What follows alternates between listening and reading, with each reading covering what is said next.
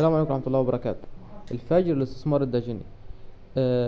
في الفيديو ده ان شاء الله قبل اي حاجة احنا طبعا وعدنا السادة المربيين او السادة الناس المهتمة بمجال صناعة الدواجن ان احنا كل يوم او يعني بقدر الامكان نقدم معلومات تفيدهم. تمام. ف كدعم لينا ما تنسوش تشتركوا في قناة اليوتيوب طبعا وتعملوا لنا متابعة على الفيس علشان يوصل لكم كل جديد ان شاء الله. في الفيديو ده ان شاء الله احنا هنتعلم ازاي نركب خطوط النبل اللي هي النبل والقب، ازاي نركب المواسير ونركب النبل والجلده والكلام زي كده. طبعا احنا في البدايه بناخد مقاس الماسوره اللي احنا عاوزينها. احنا دلوقتي بنعمل مواسير البطاريات. طبعا البطاريه بتكون 2 متر، فاحنا هنا هنقطع في البدايه، هنقطع 2 متر في البدايه. تمام. وبعد ما نقطع 2 متر بنعمل ايه؟ بنقطع طبعا الماسوره 2 متر بس. شكرا. بعد كده ايه؟ بعد كده هنبدأ بقى نقيس المسافات بتاعتنا ونبدأ نخرم بقى. هنا احنا بعد ما علمنا مكان النبل هيبقى فين. طبعا دول شوية مواسير طبعا للبطاريات. طبعا ان كل خط من ده هيركب نبلاية. احنا هنا القفص بتاعتنا بنركب في كل قفص 3 نبول، ولذلك ادي نبلاية التانية التالتة، وبعد كده هنا الرابعة الخامسة الستة، وهم قفصين جنب بعض. تمام. بس طبعا احنا العلامة الأخيرة دي لسه هنعلمها اهو لحظات كده. بعد ما علمنا علامة النبل الأخيرة، علامة النبل ايه الأخيرة، هنخرم بالشنيور. تمام. ونوريكم احنا ازاي بنخرم المواسير دي. طبعا بنخرم بالشنيور.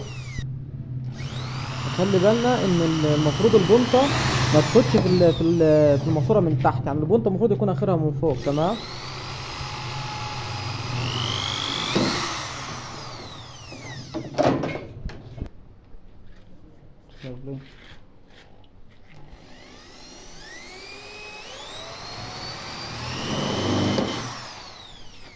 الله ينور عليك يا باشا، الله ينور عليك.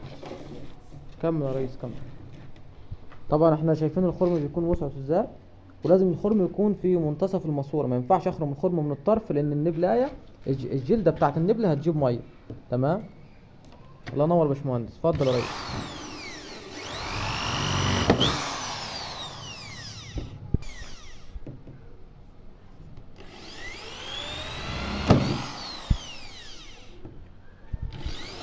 باختصار ان الوقت طبعا هنخرمهم كلهم ونرجع لكم.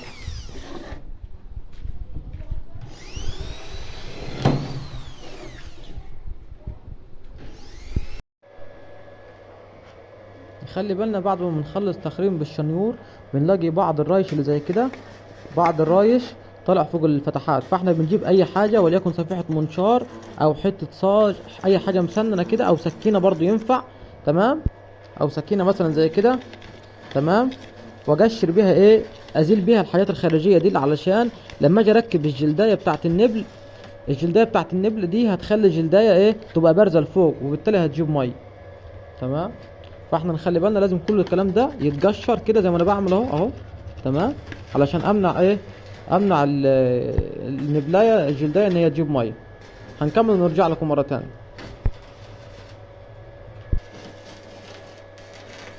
وهنا الباشمهندس محمد بيلحم طبعا حامل بالمناسبه بيلحم حامل البطاريات. طبعا احنا اتكلمنا عن اللحام وعن ازاي احنا بنلحم وعن مقاسات او عن مواصفات اللحام الصح، واتكلمنا في اكتر من فيديو عن الكلام ده.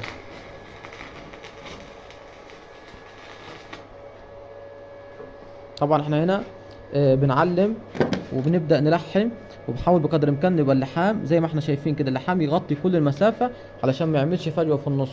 طب ونخلي بالنا ان ما ينفعش العلبة دي تبقى عالية عن مستوى العلبة دي.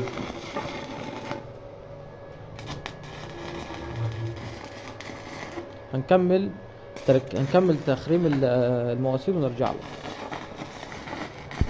ما شلنا الرايش من فوق بنجيب مثلا مسمار صلب ونعمل كده، بحيث لو ساعات مثلا بيبقى الفتحه بتاعت او تخريم الشنيور بيعمل زي بلاستيكيه، بيعمل حاجه من جوه لونها ابيض كده مدوره، فلازم احنا لازم طبعا نظبط الدنيا دي. فكل ده طبعا كل ده احنا بنعمله طبعا في تخريم المواسير، ونحاول بقدر الامكان بالمسمار كده نظبط الدنيا يعني.